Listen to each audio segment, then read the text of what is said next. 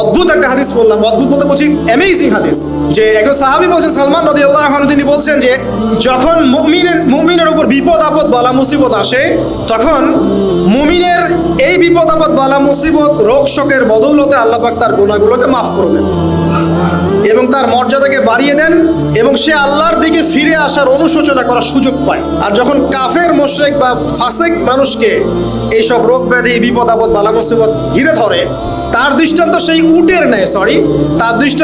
উটের ন্যায় যে উটটাকে তার মালিক বেঁধে রেখেছে, এরপর ছেড়ে দিয়েছে। সে উটটা বুঝতেও পারলো না কেন তার মালিক তাকে বেঁধে রাখলো আর কেনই বা তাকে ছেড়ে দিল। কথাটা কি বুঝতে পারছেন?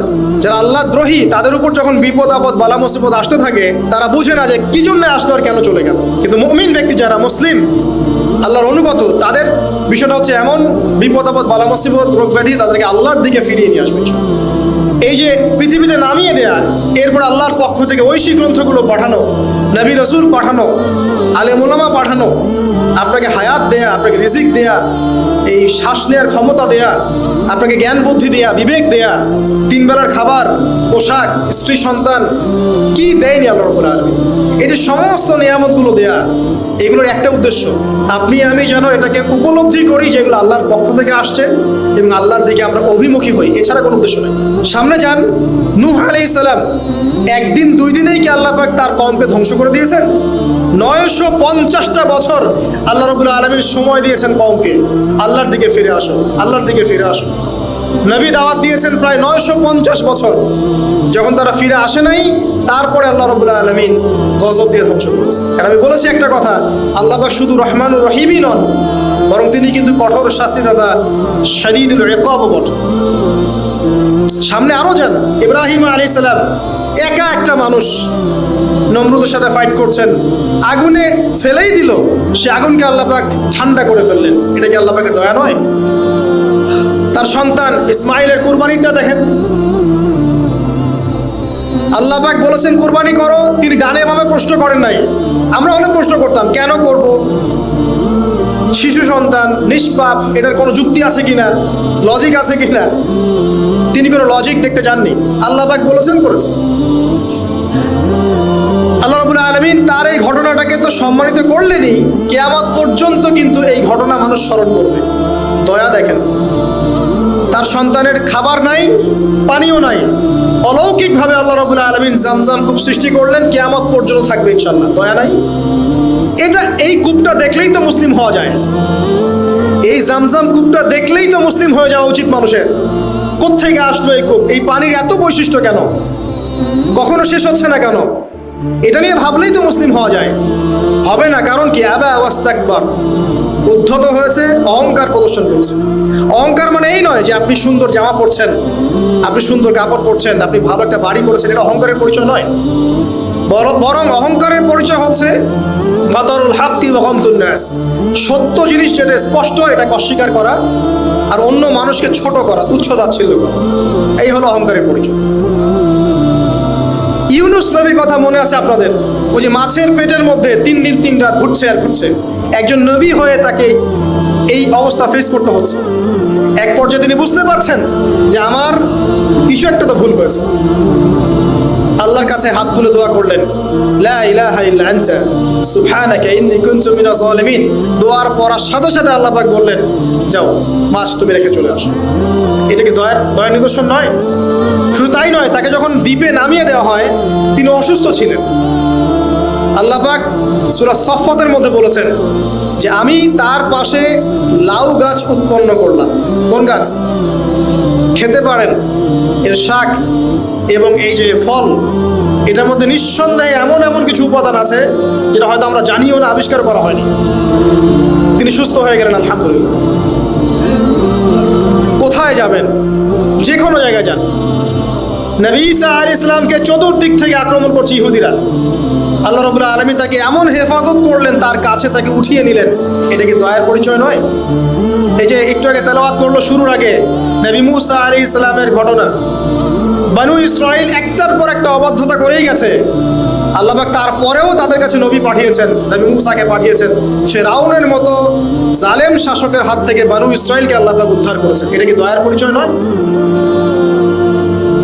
নবী মুসা আলাইহিস সালাম গাছের নিচে বসে আছেন, খাবার নাই, বাসস্থান নাই, কিচ্ছু নাই, বরং তার গায়ে একটা অপবাদ দেওয়া হয়েছে যে তিনি নাকি একজন মানুষকে খুন করেছেন। অথচ তার ইন্টেনশন সেটা ছিল না। তিনি একটা ঘুষি দিয়েছেন লড়াই থামানোর জন্য, ওই এক ঘুষিতেই সেই ব্যক্তি ডেড। এবার তিনি গাছের নিচে বসে দোয়া করছেন, রব্বি ইন্নী লিমা আনজালতা ইলাইয়া মিন খায়রিন ফাকির। আল্লাহ, আমি নিঃস্ব অসহায় হয়ে এখানে বসে আছি, তুমি আমার উপর তোমার যে রহমত পাঠাবে আমি তার ভিখারি হয়ে বসে আছি। দোয়া করার সাথে সাথেই ওই শুআয়ব আলাইহিস সালামের মেয়ে হেঁটে হেঁটে চলে আসলো। তিনি স্ত্রী পেলেন, তিনি শ্বশুর পেলেন, একজন নবী পরিবার পেলেন, বাসস্থান পেলেন, চাকরি পর্যন্ত পেলেন। 8 বছর তিনি রাখালি করেছেন শুআয়ব আলাইহিস সালামের ফার্মের মধ্যে। দয়া মুহূর্তেই চলে আসবে, শুধু আল্লাহর দিকে অভিমুখী হলেই হয়, এগুলো দয়া। আইয়ুব আলাইহিস সালামের কথা মনে আছে না? দীর্ঘদিন রোগে ভুগছেন, চিকিৎসা হচ্ছে না, ভালো হচ্ছে না, শেফা হচ্ছে না। এখানে যারা আধ্যাত্মিকত্ব নিয়ে পড়াশোনা করেন, লেখালেখি করেন, তারা বলেছেন তাদের কিছু কিতাবের মধ্যে, রোগটা যখন এমন একটা পর্যায়ে চলে আসলো যে তিনি জিহ্বাটা নড়াতে পারছেন না, কারণ তিনি আল্লাহ পাকের জিকির করতে প্রচন্ড ভালোবাসতেন। এক পর্যায়ে রোগটা এমন একটা জায়গায় চলে আসলো যে জিহ্বাটা তিনি নড়াতে কষ্ট হচ্ছে।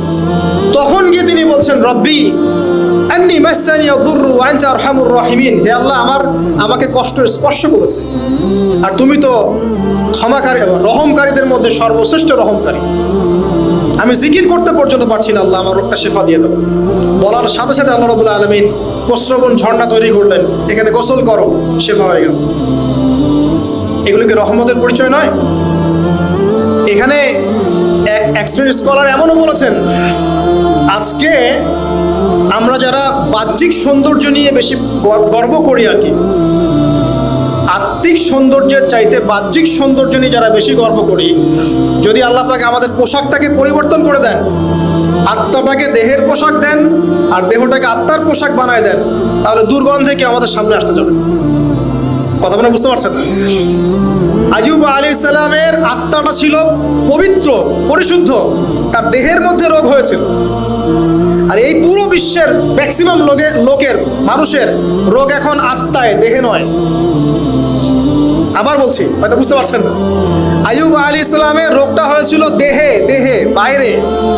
তার আত্মা ছিল পবিত্র, পরিশুদ্ধ আত্মা। দেহের রোগের একটা পর্যায়ে যখন জিহ্বাটায় ইফেক্ট হলো, তখন জিকির করতে তার কষ্ট হচ্ছে, তখন তিনি দোয়া করছেন, আল্লাহ আমার এই রোগটাকে শেফা দিয়ে দাও। আর এখনকার পুরো জেনারেশন, এই সভ্যতার রোগ হচ্ছে ভিতরে, আত্মায়। দেহের রোগের চাইতে এদের আত্মার রোগটা বেশি। এখন এই আত্মাটাকে যদি দেহ বানিয়ে দেওয়া হয় আর দেহটাকে আত্মার পোশাক পরিয়ে দেওয়া হয়, দুর্গন্ধে কেউ সামনে আসতে চাবে না। তাই আইয়ুব আলাইহিস সালামের সেই দোয়া এখন আমাদের বেশি করা উচিত। রব্বি আন্নী মাসসানি আদ-দুররু ওয়া আনতা আরহামুর রাহিমিন। আল্লাহ, আমাদের আত্মায় রোগ এসেছে, এটাকে তুমি শেফা দাও। দেহের রোগ লেস ইম্পর্টেন্ট, আত্মার রোগটা বেশি ইম্পর্টেন্ট। এরকম নিদর্শন কোরআনের পাতায় পাতায় ছড়িয়ে আছে। আসহাবুল কাহফ, পুরো সমাজ ওদেরকে মেনে নিচ্ছে না, গুহায় চলে গেলেন, ঘুম পাড়িয়ে দিলেন আল্লাহ পাক। 309 বছর, কত বছর? 309 বছর একটা দোয়ার বদৌলতে তারা বলেছিল, রব্বানা আতিনা মিন লাদুনকা রাহমা ওয়া হাইয়্যি লানা মিন আমরিনা রাশাদা। আল্লাহ পাক শুধু ঘুম পাড়িয়ে রাখলেন না, তাদের মধ্য দিয়ে আল্লাহ পাক পুরো একটা সভ্যতাকে হেদায়েত করে দিলেন। যে সভ্যতা বিশ্বাস করতো না যে পরকাল বলে কিছু আছে। দাকিয়ানুস বাদশার সেই জুলুম থেকে আল্লাহ পাক এই 10 জন বা 9 জন যুবককে বাঁচালেন, ওদেরকে কিয়ামত পর্যন্ত কোরআনের পাতায় স্থান দিলেন, নিদর্শন বানালেন, এবং তাদের মধ্য দিয়ে একটা পুরো সভ্যতাকে হেদায়েত দিলেন। যেখানে যাবেন এই নিদর্শন। আর কার কথা বলবো? যুলকারনাইন, মনে আছে? কোন সূরা আছে যুলকারনাইনের কথা? সূরা কাহফ। আল্লাহ পাক তাকে এমন রহমত করেছিলেন যে মাশরিক মাগরিব, মানে পূর্ব পশ্চিম পর্যন্ত তাকে রাজত্ব দিয়ে দিয়েছে। আজকে তো আমরা এই সামান্য একটু ক্ষমতা পেলেই আমাদের কেউ চেনে না, গায়ে হাতি দেওয়া যায় না, ঠিক আছে?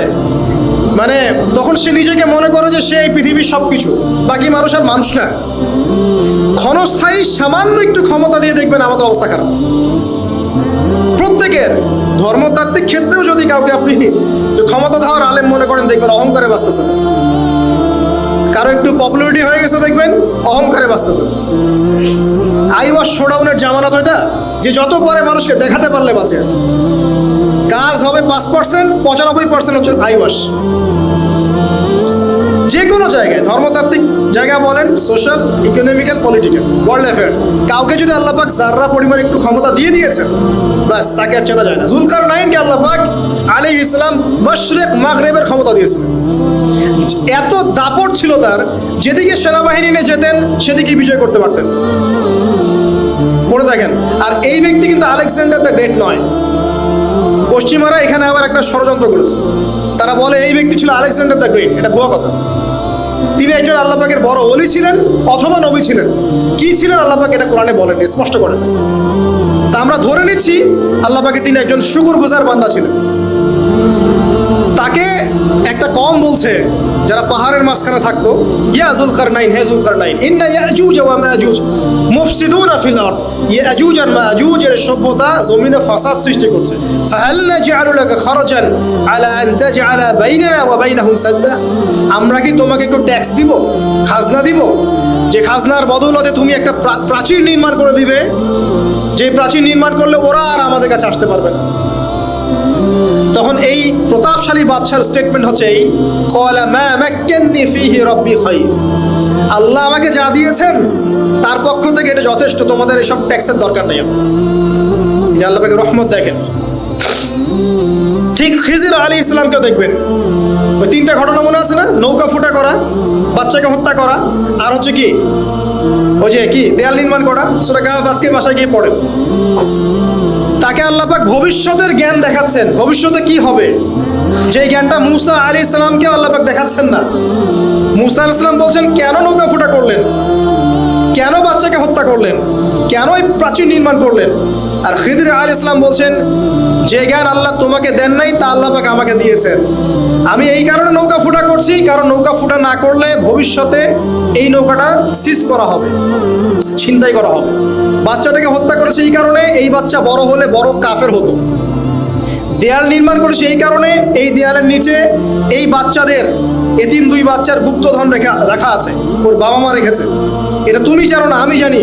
এটা জানার পরে তিনি অহংকার করছেন না, তিনি বলছেন রাহমাতাম মির রাব্বি, এই জিনিসটা আমার রবের রহমত, আমার প্রতি দয়া। দুই শ্রেণীর মানুষ আপনি পাবেন। এক, যারা তাদের স্ট্যাটাস, প্রতিপত্তি, জ্ঞান এসবের অহংকার প্রদর্শন করবে। আর এক শ্রেণী যারা এগুলো আছে, এখানে সফল দ্বিতীয় শ্রেণীর মানুষ, প্রথম শ্রেণীর নয়। ইউসুফের কথা মনে আছে? আলাইহিস সালাম কুয়ায় ছিলেন, কুয়ায়, কুয়া থেকে জেলে, কুয়া থেকে রাজপ্রাসাদে, সেখান থেকে জেলখানায়। জেলখানার একটা মানুষ যে পরবর্তীতে মিশরের শাসক হবে, কেউ কি ভেবেছিল? কেউ ভেবেছিল? ওই সময় কেউই ভাবে নাই। কিন্তু ওই মানুষটাকে আল্লাহ রাব্বুল আলামিন মিশরের রাজত্ব দিয়েছেন, যার মধ্য দিয়ে আল্লাহ পাক হাজার হাজার লক্ষ লক্ষ মানুষকে দুর্ভিক্ষের হাত থেকে বাঁচিয়েছেন। আল্লাহ পাকের পরিকল্পনা, রহমত দেখেন। প্রত্যেক আম্বিয়া কেরামের জীবনী পড়ে দেখেন, এরকম রহমতের অসংখ্য নিদর্শন কোরআনে এবং হাদিসে আছে।